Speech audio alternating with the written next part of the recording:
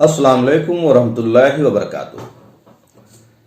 क्या साम दाम दंड भेद से धर्म को बचाया जा सकता है या धर्म को प्रमोट किया जा सकता है या धर्म को फैलाया जा सकता है?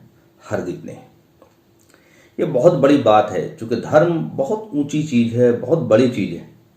लोगों ने हमेशा कोशिश किया, लोग कोशिश करते आए हैं कि वो साम दाम दंड भेद से धर्म को भी हम प्रमोट करें, धर्म को बढ़ाएं, जबकि हमेशा ये उल्टा ही होगा।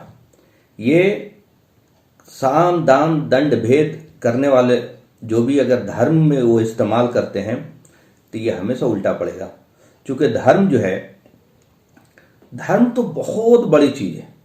धर्म है अपने मालिक को पहचानने का नाम, अपने मालिक जो कायनात का मालिक है, जो इस ब्रह्मांड का मालिक है, उसको पहचानने का नाम, उसको जानने का नाम, उसमें आस्थावान होने का नाम, उसके आज्ञाकारी होने का नाम, कि जो मेरा मालिक कहेगा करूँगा, जिससे रोक देगा रुक जाएगा। इसी को तो धर्म कहते हैं। ये धरती हमारा नहीं है, ये किसी इंसान का धरती नहीं है।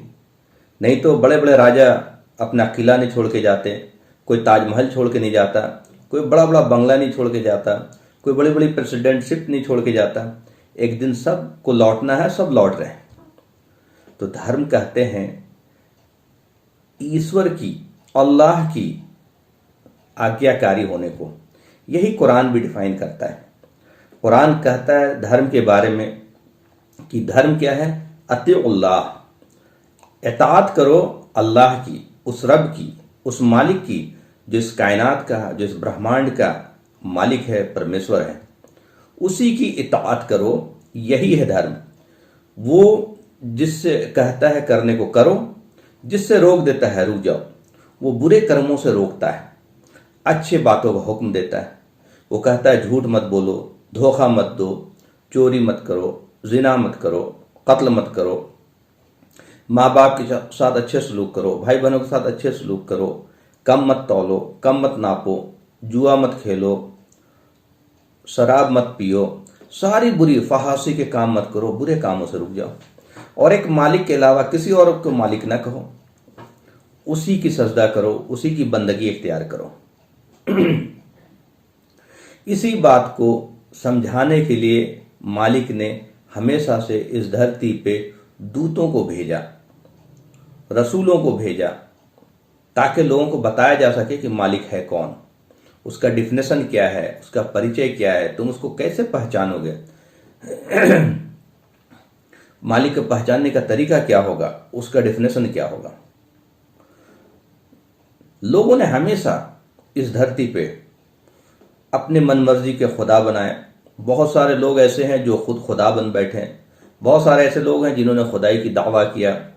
बहुत सारे लोगों ने खुदा के बारे में, इस कायनात के मालिक के बारे में कन्फ्यूज़न क्रिएट कर दिया और हकीकी खुदा के तस्वुर से, हकीकी मालिक के तस्वुर से लोगों को हटा दिया। यह हमेशा होता रहा, क्योंकि ये दुनिया आजमाइश की जगह है।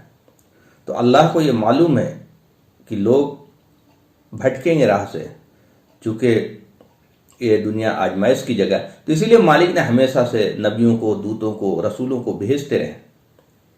तो हम अगर खुद से मालिक को, खुदा को समझने की कोशिश करेंगे, जानने की कोशिश करेंगे, तो कन्फ्यूजन में पड़ सकते हैं। हम सही मालिक तक हो सकता ना पहुंच पाए। इसलिए ज़रूरी है कि हम दूतों के जरिए, बताए हुए डेफिनेशन के जरिए मालिक को पहचानें। तो आप देखेंगे कि जो मालिक का डेफिनेशन है वो किसी दूत ने बदल के नहीं दिया, और किसी दूत ने यह नहीं कहा कि मालिक दो है, ये अनेक है। मालिक एक है, उस कायनात का मालिक एक है। और उसका सबसे बड़ा सबूत क्या है कि अगर अलग अलग कंट्री, अलग अलग धर्म के लोगों के या अलग अलग जगह के लोगों के मालिक अलग अलग होते हैं, तो लोगों का डिज़ाइन अलग अलग होता है। दो ही हाथ है, दो ही पैर है, एक ही जगह नाक है, दो ही कान है, दो ही आँख है। न दुख के लेवल पे, न सुख के लेवल पे, न पेन के लेवल पे, न एहसास के लेवल पे। ये इस बात का सबूत है कि जिसने मुझे बनाया, हिंदुस्तान में जो पैदा हुआ, जो अमेरिका में पैदा हुआ, जो जापान में पैदा हुआ, जो चाइना में पैदा हुआ, चाहे दुनिया के किसी कोने में पैदा हुआ, उसका पैदा करने वाला हकीकी मालिक एक है। इसी बात का ज्ञान मोहम्मद सल्लल्लाहु अलैहि वसल्लम ने भी दिया। मोहम्मद सल्लल्लाहु अलैहि वसल्लम जब मक्का में पैदा हुए तो उस वक्त 360 खुदा थे अरब वालों के, जो खाने काबा में थे। 360 वो अलग अलग बुत थे जो उनके खुदा थे, जो जिनको वो मानते थे मोहम्मद सल्लल्लाहु अलैहि वसल्लम के ज़माने में। इसी तरह ईसा अलैहिस्सलाम को लोगों ने नाउजुबिल्लाह खुदा बना दिया। तो ये गड़बड़ी हमेशा होते रही है।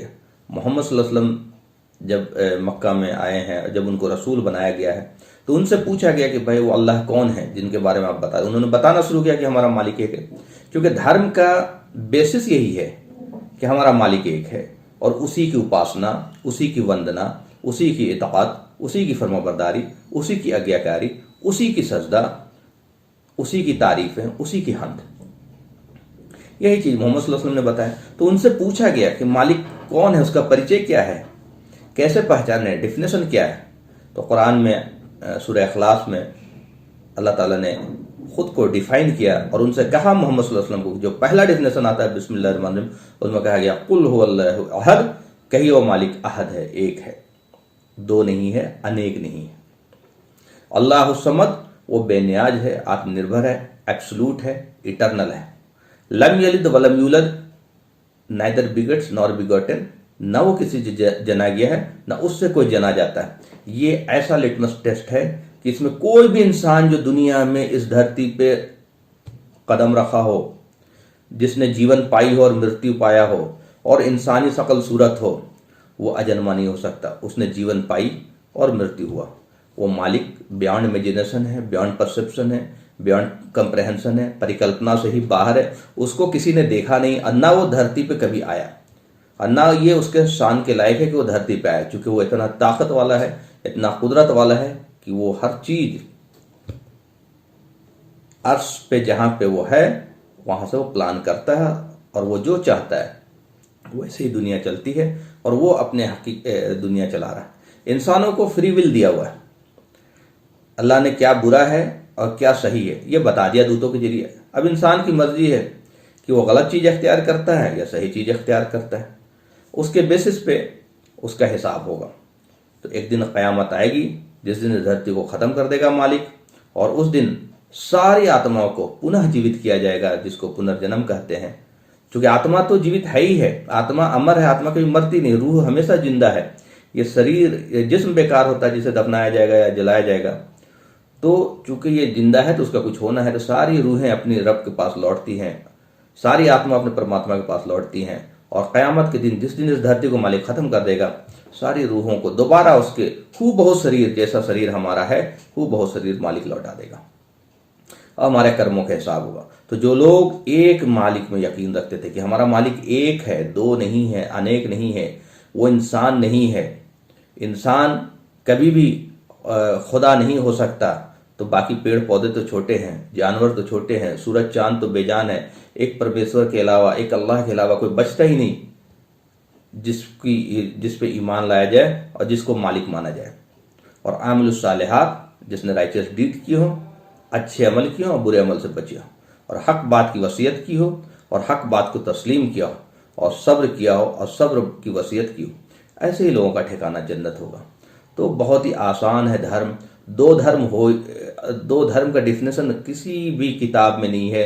क्योंकि गॉड एक है तो उसका कानून दो कैसे होगा। नाम अलग अलग जरूर रहे होंगे दूतों, अलग अलग दूतों के जमाने में, लेकिन नाम से ना तो खुदा बदलते हैं और नाम से ना ही वो कोई धर्म बदलता है। धर्म हमेशा एक है, क्योंकि अल्लाह का कानून हमेशा एक है। जब से आदम अलैहिस्सलाम आए और ये क़यामत तक एक ही धर्म है कि अपने परमेश्वर की आज्ञाकारी बनना, उसकी मानकर जीवन गुजारना। जो मेरा मालिक कहेगा करूंगा, जिससे रोक देगा रुक जाऊंगा। इसी बात को समझाने के लिए समय समय पर संदेष्टा और दूत आते रहे। मोहम्मद सल्लल्लाहु अलैहि वसल्लम भी संदेष्टा हैं, दूत हैं, आखिरी दूत हैं। वो खुदा नहीं है, वो अल्लाह नहीं है, क्योंकि अल्लाह खुदा परमेश्वर वो अजन्मा है, जिसने जो जन्म और मृत्यु से परे है। इंसान में कोई भी जन्म मृत्यु से परे नहीं है, चाहे वो दूत ही क्यों ना हो।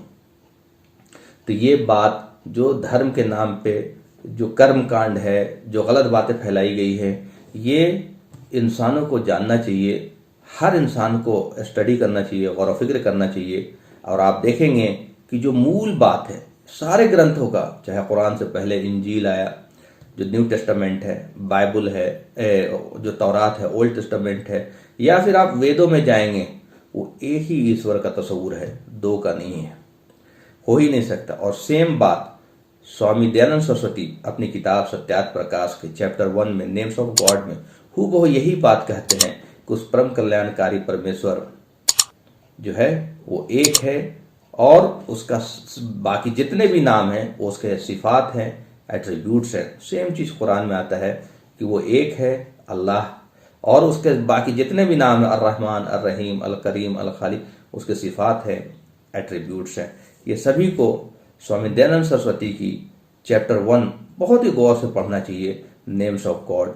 वो बहुत ही बड़ी बात है जो उन्होंने लिखी है, क्योंकि वेदों का भी कंसेप्ट एक ही ईश्वरवाद का है।